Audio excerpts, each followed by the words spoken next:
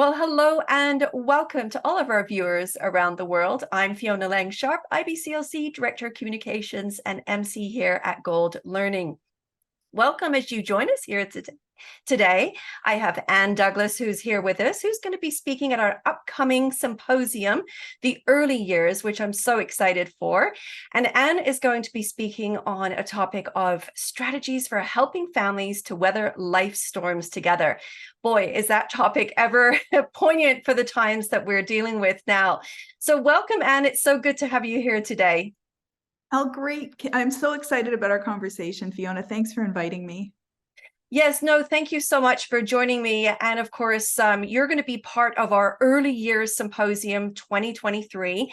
And everyone can find that information, of course, if they head over to goldlearning.com. You can check in with all the live webinars that are coming up.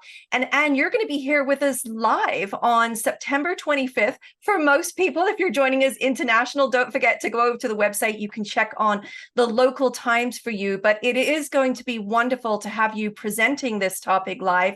And of course, we'll have an opportunity to sit with you and ask questions and those types of things.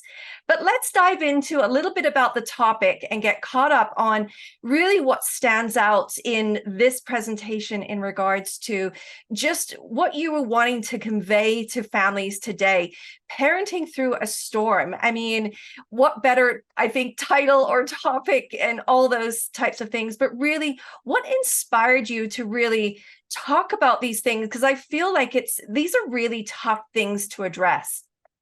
Yes. Well, I've always been somebody to keep it real about parenting, right? Like I'll never pretend to people that it's, that it's easy or that it's even possible to be like a perfect parent.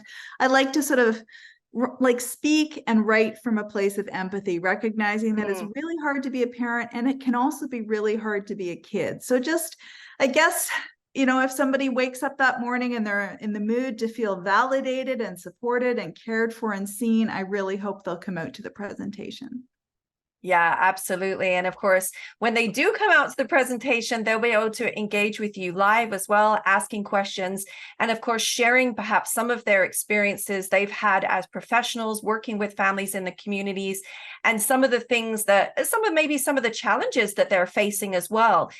Let's talk about that for a moment, because I think that, we sort of touched on that a little bit just behind the scenes there, looking at some of the unique challenges perhaps that some families are facing in 2023. So how have things shifted, or have they, Anne? Tell me a little bit about that. I think they definitely have. And I would never want people to say, well, it's not like parenting was a cakewalk back in 2019. It absolutely wasn't. I mean, I wrote my book, Happy Parents, Happy Kids, about, all the anxiety, guilt, feelings of overwhelm parents were experiencing even then. But then add on all the additional layers of challenge that we've faced in the past couple of years. And I feel like we're going through a sort of a collective journey of trying to process all that really hard stuff we dealt with and are continuing to deal with on some levels. And I think it's been a time of deep self-reflection for people, thinking about what really matters. And if you work with parents and you care about kids, which, hello everybody who's listening to this, I mean, you've been carrying an extra load because you've been worried about your own families, your own situations, and all the parents and kids of the world. So I just also want you to feel really seen, validated, and appreciated, because you know what? People who worked in the front lines over the past few years, you guys are my heroes. So thank you for everything you do on a day-to-day basis for parents and kids. Yeah, there's definitely a uniqueness about what has happened over the last few years, and definitely the impact on our frontline workers, of course, who have families, who are working with families. Boy, it is a double dose as they sort of work through a lot of a lot of the things that they have been dealing with themselves within their own families. So overall, and are professionals, are they depleted? How are they getting support? What have you seen in the community? What have professionals been reaching out for? Really, a lot of wanting to be validated, to know that it's not just them who are finding this hard, that, you know, it's pretty much everybody who's been finding it really hard. And also that coming together, being willing to be vulnerable and say, you know, some days I feel like I'm hitting the wall. Like it's not like we're doing a sprint. It's a very long marathon, and we still don't really know what the next few years are going to be like for everybody, right? So I feel like on the one hand, we've acquired a lot of strengths and a lot of coping skills. I mean, I don't think 2019 me could imagine the fact that I've coped with this so well as a naturally anxious person. And I Right. think a lot of us, we're taking stock of our strengths, and we're also realizing the importance of coming together and sharing strategies and offering support and preparing for the next leg in whatever it is we're dealing with. Yeah, absolutely. Boy, there's a couple of things that just struck me there. You talk about that, naturally anxious person. I'm definitely a worrier. I inherited that trait for sure from my mother. Of course, many of us did. And then the vulnerability that I think that we've had to lean into almost. And it's something that I've been talking a lot about, that if there was ever a time to be vulnerable, this would be it now, because I think what it's showing us is that we are united in a lot of those ways, whereas a lot of the times in our lives we have felt very siloed. Is that something that you've seen yourself too? Yes. And I think people have been really innovative about the way that they're connecting with one another, you know, setting up sort of like, you know, text message chats, or having like Mm, online get-togethers across the miles. So maybe that amazing person that you met at a conference across the country a couple of years ago, you remembered how resourceful and how encouraging they were. And you thought like, hey, now that we're all Zoom pros, we might as well go online and hang out and offer support to one another and swap strategies in the moment. I think being real about the fact that none of us are superhuman, and sometimes you have to hit the pause button in your life and just, you know, just give yourself permission to feel all the feelings. Because I feel like as the culture and as people who care about other people, we're going to be processing the events of the past few years for the rest of our lives. So why would we mm. think we could fast forward through that? We can't. It means feeling all the feelings on a regular basis.